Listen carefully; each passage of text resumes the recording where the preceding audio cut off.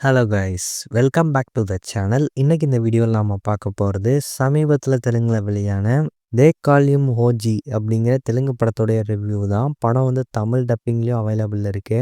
பவன் கல்யாண், பிரியங்கா மோகன், பிரகாஷ் ராஜ், அர்ஜுன் தாஸ் இப்படி பல பேர் இந்த படத்தில் வந்து இருக்காங்க. சுஜித் இந்த படத்தை வந்து டைரக்ட் பண்ணியிருக்காரு. படத்துடைய கதை வந்து என்ன அப்படின்னு ஃபர்ஸ்ட் பார்க்கலாம். ஸோ இந்த கதையோட ஆரம்பத்தில் நம்ம ஹீரோ ஜப்பானில் வந்து இருக்காரு. இவருக்கு மார்ஷியல் ஆர்ட்ஸ் எல்லாம் வந்து நல்லாவே தெரியும். ஒரு பாயிண்ட்ல ஒரு பிஸ்னஸ் மேனுக்கு நம்ம ஹீரோ வந்துட்டு அவரோட எதிரிகள் கிட்ட இருந்து நம்ம ஹீரோ காப்பாத்துறாரு. அண்ட் அது மட்டும் இல்லை, நம்ம ஹீரோ வந்து வாக்கும் கொடுக்குறாரு. இந்த மாதிரி எந்த ஒரு பிரச்சனைனாலும் நான் உங்க கூட துணைக்கு இருப்பேன், நான் வந்து சண்டை போட்டு காப்பாற்றுவேன் அப்படிங்கிற மாதிரி நம்ம ஹீரோ வந்து வாக்கு கொடுக்குறாரு. ஸோ அப்படியே ஜப்பான்லேருந்து நம்ம ஹீரோ வந்துட்டு இந்தியாவுக்கு போகிறாரு. இந்தியாவுக்கு போனதுக்கப்புறமா ஒரு கட்டத்தில் அந்த பிஸ்னஸ் மேனை விட்டுட்டு நம்ம ஹீரோ தான் உண்டு தான் வேலை உண்டு, இனிமேல் அடிதடிக்க போகக்கூடாது, நிம்மதியான ஒரு வாழ்க்கை வந்து வாழணும் அப்படின்னு சொல்லிட்டு தன்னுடைய மனைவி குழந்தை இவங்களோட சந்தோஷமான ஒரு வாழ்க்கையை வந்து வாழ்ந்துட்டுருக்காரு. திரும்பவும் அந்த பிஸ்னஸ் மேனுக்கு ஒரு ஹெல்ப் வந்துட்டு தேவைப்படுது.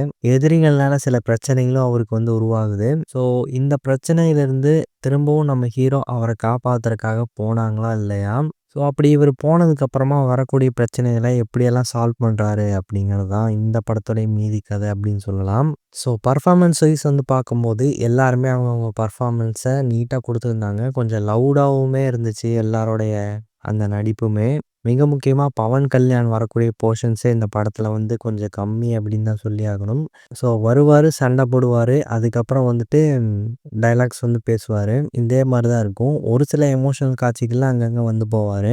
மற்றபடி இந்த படத்தில் வந்துட்டு பிரகாஷ் ராஜ் சார் ஆகட்டும், அர்ஜுன் தாஸ் ஆகட்டும், இவங்களுக்கு நடிக்கிறதுக்கான ஸ்கோப்பு தான் அதிகமாக இருக்குது. அதே போல் இம்ரான் ஹஷ்மி, இன்னும் சில கேரக்டர் அப்படின்னு சொல்லலாம். பட் இந்த படத்தில் வரக்கூடிய ஒரு சண்டை காட்சிகளையுமே வந்துட்டு ஒரு தனித்தனி ஒரு இன்ட்ரோ மாதிரி தான் வந்து காட்சிப்படுத்தியிருப்பாங்க.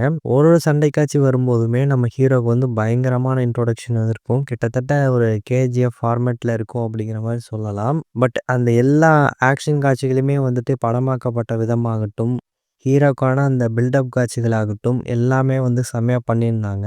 அதுக்கு மிக முக்கிய காரணமாக இருக்கிறது தமனுடைய அந்த பேக்ரவுண்ட் ஸ்கோர் அப்படின்னு சொல்லலாம். ஹீரோ வரக்கூடிய ஒரு என்ட்ரிலையுமே வந்துட்டு பேக்ரவுண்ட் ஸ்கோர் வந்து அல்டிமேட்டாக பண்ணியிருந்தாங்க.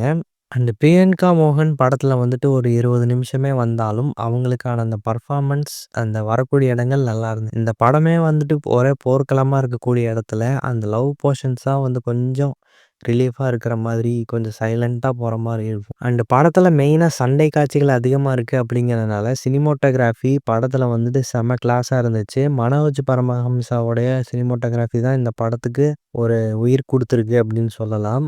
அண்ட் இந்த படத்துக்கான ஆர்ட் டிபார்ட்மெண்ட்டோடைய ஒர்க்குமே ஒரு ப்ளஸ்ஸாக வந்து அமைஞ்சிருக்கு. இந்த படம் வந்து 80s 90s அந்த காலகட்டத்தில் நடக்கிற மாதிரி வந்து காட்சிப்படுத்தியிருப்பாங்க. ஸோ அதுக்கான அந்த லுக் ஆகட்டும், அதுக்கான அந்த டீட்டெயிலிங் ஆகட்டும் எல்லாமே நல்லா பண்ணியிருந்தாங்க. அண்ட் இந்த படத்தில் நம்ம ஹீரோ குறைஞ்சது ஒரு 1000 பேராச்சும் இந்த படம் முழுக்கவே வந்து கொலை பண்ணியிருப்பார். அத்தனை பேர் இருப்பாங்க. அண்ட் ஒத்தையால் இவர் சமாளிக்கிறது அப்படிங்கிறது வந்துட்டு லாஜிக் இல்லாத விஷயமாக இருந்தாலும் அதை ப்ரெசன்ட் பண்ண விதம் வந்துட்டு எப்படி சொல்கிறது, கொஞ்சம் சரிப்பா எப்படியும் இத்தனை பேர்த்த இவர் வந்து சமாளிச்சிருவார் அப்படிங்கிற மாதிரியான ஒரு மோடுக்கு நம்மளே கொண்டு போயிடுவாங்க. ஸோ கதையாக வந்து பார்க்கும்போது ஒரு வழக்கமான ஒரு கேங்ஸ்டர் கதையாக இருந்தாலும் அதுக்கு திரைக்கதையில் கொஞ்சம் வித்தியாசப்படுத்தி காட்டியிருக்காங்க. ஏன்னா இதில் வந்துட்டு பெருசாக ஸ்டோரி அப்படிங்கிற மாதிரி சொல்கிற அளவுக்கெல்லாம் இல்லை அப்படின்னாலும் அந்த சண்டை காட்சிகளை வச்சு படம் முழுக்க ஃபில் பண்ணி பார்க்கும்போது நமக்கு ஒரு கூஸ் பம்ப்ஸ் வர மாதிரியான ஒரு ஃபீலை வந்து கொடுத்துட்டாங்க. அண்ட் இந்த ஓஜி படத்தோட பிரபாஸ் நடித்த சாஹோ படத்தையும் வந்துட்டு ரெண்டையும் கனெக்ட் பண்ணி ஒரு யூனிவர்ஸ் மாதிரி வந்து கிரியேட் பண்ண போகிறாங்க.